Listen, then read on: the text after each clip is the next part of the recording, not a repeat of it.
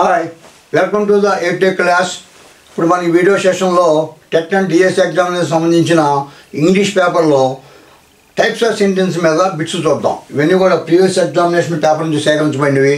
ఇంతకుముందు మీకు 2 వీడియోలో టైప్స్ ఆఫ్ సెంటెన్స్ మీద థియరీ పార్ట్ అనేది చెప్పడం జరిగింది. ఆ సెంటెన్స్ ఎన్ని రకాలుగా ఉంటాయి, అవన్నీ సబ్ డివిజన్స్గా ఉంటాయి, ఆ సెంటెన్స్ ఏ విధంగా ఐడెంటిఫై చేయాలి అనేది మీకు ఆ 2 వీడియోలు ఎక్స్ప్లెయిన్ చేయడం అనేది జరిగింది. ఇక్కడ ఈ వీడియో సెషన్లో మనం ఈ బిట్స్ చూద్దామండి. Choose the negative sentence, negative వాక్యాన్ని ఫైండ్ అవుట్ చేయమన్నాడు. She will do this work, she never drinks milk, I have made it, why are you late అని 4 సెంటెన్స్లు ఇచ్చాడు. చూసినట్లయితే ఇక్కడ మనకి షీ విల్ డూ దిస్ అనేది పాజిటివ్ వాక్యం, నెగిటివ్ కాదు. అలాగే ఐ హ్యావ్ మేడ్ ఇట్, ఇది కూడా పాజిటివ్ సెంటెన్స్, నెగిటివ్ కాదు. వై ఆర్ యూ లేట్, ఇది కూడా క్వశ్చన్ మార్క్ సంబంధించింది, ఇది కూడా మనకి నెగిటివ్ సెంటెన్స్ కాదనమాట. But she never drinks milk అనే దాంట్లో నెగిటివ్ వర్డ్ ఉంది. ఆ నెగిటివ్ వర్డ్ ఏంటి? నెవర్ అనమాట. హార్డ్లీ కానీ స్కేర్స్లీ కానీ నెవర్ కానీ ఉన్నట్లయితే అవి నెగిటివ్ వర్డ్స్.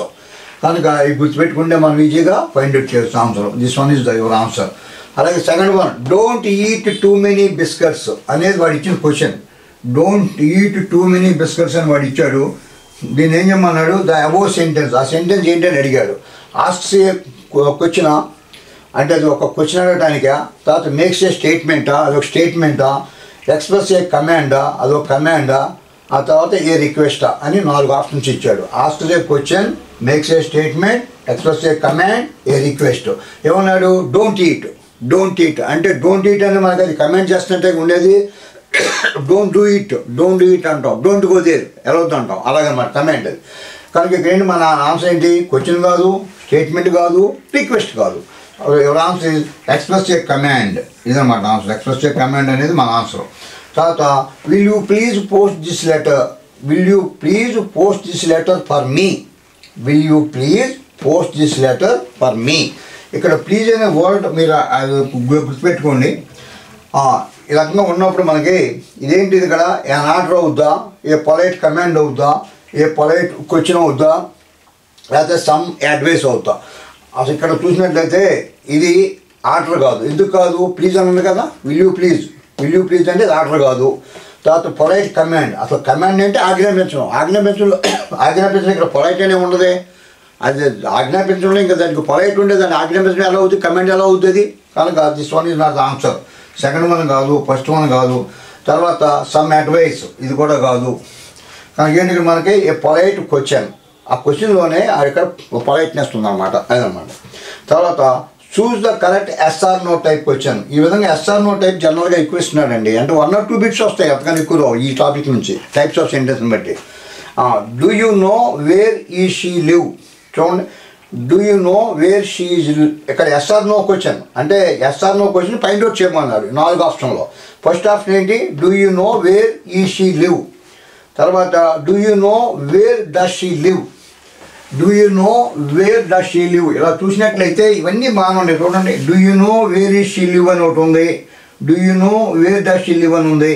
ఇవన్నీ కూడా మనకి క్వశ్చన్ లాగానే అనిపిస్తాయి మనకి, అంటే ఎస్ఆర్ నో టైప్ ఆన్సర్ చెప్పేలాగా అనిపిస్తాయి. కానీ ఇక్కడ మనకు రూల్ ఏంటంటే డూ డస్ చెప్తాను వాక్యం స్టార్ట్ అయినప్పుడు ఇంకో క్వశ్చన్ ఉండకూడదు. అంటే ఇదంతా కూడా ద సెకండ్ ఒక క్వశ్చనే కదా, వేర్ ఈ షీ అనేది. ఇది మనకు క్వశ్చన్ పొందాక ఆల్రెడీ ఒక క్వశ్చన్ ఉంది, మన దానికి ఇంకో క్వశ్చన్ ఇక్కడ అటాచ్ అవ్వకూడదు. కనుక 1 ఈజ్ నాట్ ద ఆన్సర్. అలాగే సెకండ్ వన్లో వేర్ డస్ షీ లివ్ అన్నాడు, does she live, wear does she, ఇది కూడా ఒక క్వశ్చనే కదా ఈ పార్ట్. ఇందులో పార్ట్ క్వశ్చనే, ఇది కూడా క్వశ్చనే. అంటే ఇక్కడ క్వశ్చన్ ఉండకూడదు అనమాట. అంటే మన సెంటెన్స్ ఉండాలి. ఇక్కడ do you know where does she live, ఇది కూడా క్వశ్చన్ కింద వస్తుంది. బట్ ఇక్కడ డూ యూ నో వేర్, ఇక్కడ చూడండి, ఇక్కడ వేర్ తర్వాత సబ్జెక్ట్ వచ్చి వెర్బ్ ఇచ్చాడు, where she lives, where she lives. It is not the question, statement. కనుక this one is your answer. Fourth one is your answer. Fourth one అండి. కనుక fifth one చూసినట్లయితే ఆ క్వశ్చన్ ఎలా ఉంది చూడండి. Choose the correct yes or no type question. Yes or no type question అనమాట. ఇది కూడా కొన్ని వాక్యాలు ఇస్తాడు, దాని సమాధానం ఎస్ఆర్ నో వచ్చి చూడమంటున్నాడు, ఫైండ్ అవుట్ చేయమంటున్నాడు. ఎస్ వస్తే నో వస్తుందని. ఇక్కడ డస్ హీ రీడ్స్ నావెల్స్ అని ఒకటి ఇచ్చాడు. Does he reads novels, are you read novels, do you are a student, won't you come here అని 4 వాక్యాలు ఇచ్చాడు. ఇందులో ఏ వాక్యం మనకి ఎస్ఆర్ నో అనేది వస్తుందంటే అసలు గ్రామటికల్గా కరెక్టా రాంగ్గా అడిచిన చూడాలి. అది ఇచ్చిన సెంటెన్స్లు గ్రామర్ ప్రకారంగా కరెక్ట్గా ఉన్నాయా రాంగ్గా ఉన్నాయా.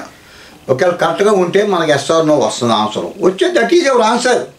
ఇక్కడ చూడండి, డస్ షీ రీడ్స్. డస్ పక్కన ఎప్పుడు కూడా డూ డస్, డూతో కానీ డస్తో కానీ డిడ్తో కానీ ఉన్నప్పుడు వాక్యము పక్కన ప్లస్ వెర్బ్ 1, ఒక వెర్బ్ మెయిన్ వెర్బ్ 1 వస్తుంది. దానికి ఎస్ఆర్ఈఎస్ రాకూడదు. ఎస్ఆర్ఈఎస్ లేని మెయిన్ వెర్బ్ వస్తుంది. కనుక this one is wrong. Does he reads అనేది రాంగ్. ఎందుకంటే రీడ్స్ ఇచ్చాడు కదా, ఎస్ అనేది రాంగ్. కనుక ఇది కాదు. ఇక్కడ ఆర్ యూ రీడ్ నావెల్స్. ఇక్కడ ఆర్ యూ రీడ్ కాదు, ఆర్ వచ్చి బీ ఫామ్ వచ్చినప్పుడు ఇంగ్ రావాలి కరెక్ట్గా. ఆర్ యూ రీడింగ్ నావెల్స్, అప్పుడు ఎస్ నో వస్తుంది. రీడింగ్ అని ఉంటే రీడ్ కదా, నో, దట్ ఈస్ రాంగ్. ఇది కూడా second one is wrong. Third one, do you are a student. ఇక్కడ ఏంటి, ఆర్ యూ ఏ స్టూడెంట్ అనాలి, డూ ఉండదు, ఆర్ యూ ఏ స్టూడెంట్ అనాలి. కనుక ఇక్కడ కూడా ఏంటి, do you are a student అన్నా కానీ ఇది కూడా రాంగ్ సెంటెన్స్. ఇక్కడ next the last one, won't you come here. So this one is your answer. Yes or no చెప్తాం. నువ్వు రావాలంటే ఓంట్ యూ కమ్ హియర్, రావాలంటే ఎస్ ఆర్ నో చెప్తాం. అది ఈ మూడు కూడా గ్రామటికల్గా రాంగ్ అనమాట వాక్యాలు.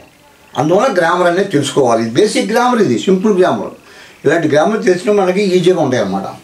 అలాగే choose the correct yes or no question. ఇది కూడా అంతే. ఆ రోజు కూడా do you sang songs, do you sings songs, will you sings songs, can you sing songs. ఇది కూడా గ్రామటికల్గా కరెక్టా కాదని చూడండి. వాక్యాలు ఇచ్చిన వాక్యాలు గ్రామర్ ప్రకారంగా కరెక్టా కాదా. ఒకవేళ కరెక్ట్ అయినట్లయితే ఆ ఇచ్చిన మీనింగ్ ఎస్గా నోగా వస్తుందా లేదా, వస్తే that what is our answer. అదనమాట.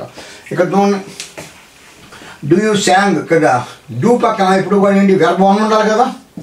శాంగ్ అనేది అక్కడ వెర్బ్ 2 కదా. So that one is wrong one. Sentence wrong. అది డూ యూ సింగ్ అనాలి, ఇది రాంగు. తర్వాత డూ యూ సింగ్స్. ఇక్కడ సింగ్స్ ఏంటి, ఇక్కడ ఇది కూడా డూ యూ సింగే, సింగ్స్ అని రాకూడదు. కానీ ఆ వాక్యం కూడా రాంగే, ఇది కూడా రాంగు. ఇక్కడ విల్ యూ సింగ్ సాంగ్. ఇక్కడ విల్ యూ పక్కన సింగే, సింగ్స్ అని ఉండకూడదు, ఇది కూడా రాంగే. Can you sing a song. అయితే can you sing songs. Can you sing songs. So this one is your answer. Can you sing songs. Yes or no అని చెప్తాం. అది ఆ ఎబిలిటీ ఉందా లేదా, పాడగలవా లేదా, అయితే వస్తే లేకపోతే నువ్వు చెప్తావు. అదనమాట. ఇది గ్రామటికల్గా కరెక్ట్ వాక్యం.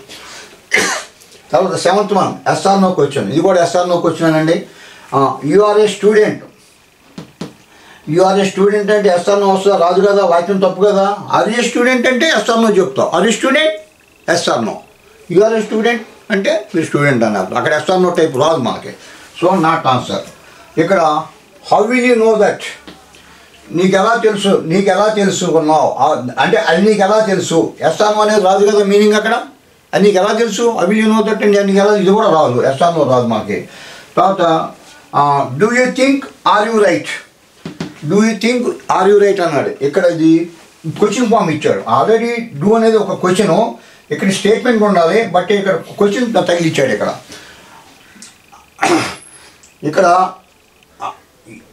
చూడండి, ఆర్ యూ రైట్ అన్నాడు. అలా కాకుండా యు ఆర్ రైట్ ఉండాలి, అది ఫోర్త్ వన్లో ఉంది. Do you think you are right, ఇది ఆన్సర్. ఇక్కడ మీరు సెకండ్ పాయింట్ ఇక్కడ క్వశ్చన్ లేదు, మన స్టేట్మెంట్ ఉంది. కనుక fourth one is your answer. ఇది ఆన్సర్ అనమాట. నాలుగోది answer. Fourth one is your answer. అలాగే ఎయిత్ వన్ చూడండి, choose the correct statement regarding the word Indian. ఆ ఇండియన్ అనే దానికి ఈ వర్డ్కి కరెక్ట్ ఏంటని అడిగాడు. కరెక్ట్ వర్డ్ ఏంటని అడిగాడు. అకార్డింగ్ టు ద కాంటెస్ట్ అంటే చూస్ the correct statement regarding the word Indian. Indian అంటే ఏంటి. ఇండియన్ అనేది ఒక ఆరిజిన్ గురించి తెలుస్తుందా. ఆరిజిన్ అంటే నేషనాలిటీ గురించి చెప్పేదా, తర్వాత నీ యొక్క ఒపీనియనా, ఏంటి నీ యొక్క ఉద్దేశం చెప్పేదా, తర్వాత అది మెటీరియలా, అది రిలీజియనా. ఏంటంటే మన చాయిస్. ఆరిజిన్ అంటే నేషనాలిటీ గురించి సూచించేది. Indian and American. Is an Indian, అలాగే ఈజ్ అన్ అమెరికా, అలాగనమాట. ఆ యొక్క జాతీయత అంటే నేషనాలిటీ గురించి చెప్పేదన్నమాట. సో ఇవి అంటే కొంచెం బేసిక్గా చెప్పాను అనమాట. తర్వాత మీకు టెట్ పేపర్లో ఉన్న కొంచెం ఇంపార్టెంట్ బిట్లది ద నెక్స్ట్ వీడియోలో ఎక్స్ప్లెయిన్ చేస్తాను. కనుక ఇది ఒక చాప్టర్ మీద అని చెప్పి చేసాం దీన్ని. ఇలా కాకుండాను కొన్ని బిట్స్ తీసుకొని, ఎందుకంటే టైం కూడా దగ్గర ఉంది, కొన్ని ఇంపార్టెంట్ అనేది తీసుకొని చేద్దామని ఉద్దేశంతో రేపు నుంచి మీకు వీడియో నెంబర్ 4 అందిస్తానండి. ఇది వీడియో నెంబర్ 3 ఇది. Okay, thank you to all for watching my videos. Okay, bye.